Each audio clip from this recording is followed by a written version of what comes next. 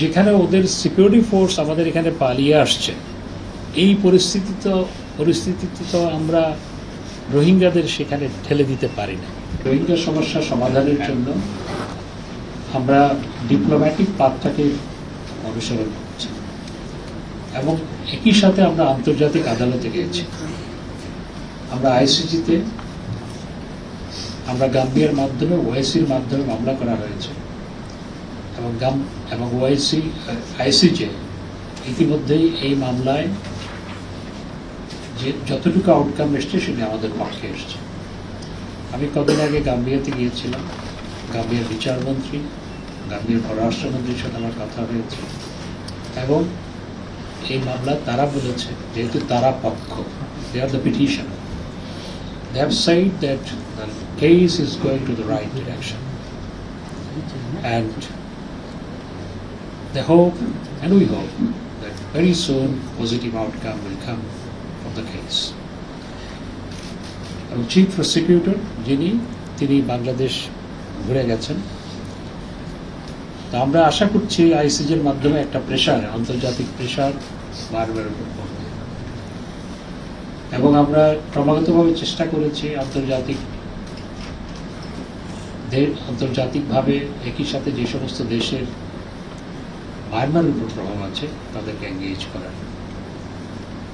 কদিন আগে মার্কিন সহকারী পররাষ্ট্রমন্ত্রীও ঘুরে গেছেন, তার সাথে এই বিষয়টি নিয়ে আমাদের আলোচনা হয়েছে এবং সেই আলোচনায় তিনি কিছু সাজেশনও আমাদের দিয়েছেন।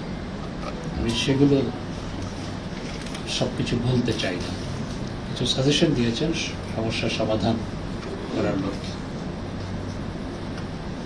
আমাদের যে রিজিওনাল পাওয়ারগুলো সবাইকে, এখানে ভারত এবং চায়নার ভূমিকা অত্যন্ত মুখ্য।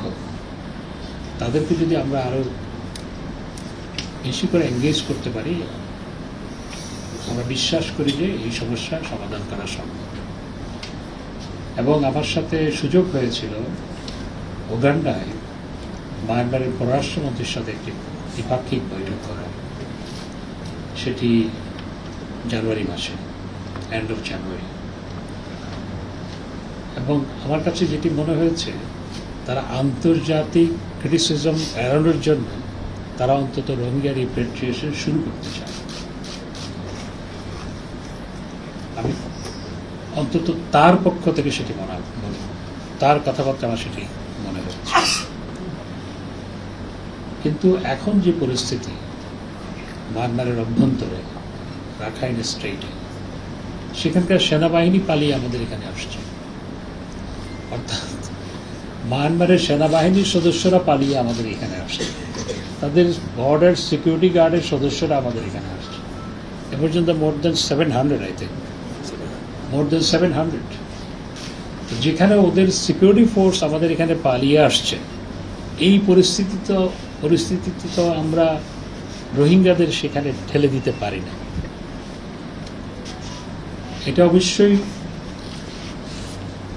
রোহিঙ্গাদের repatriation is the only solution. The only solution to the problem is the proper repatriation, decent, proper, with all civil rights.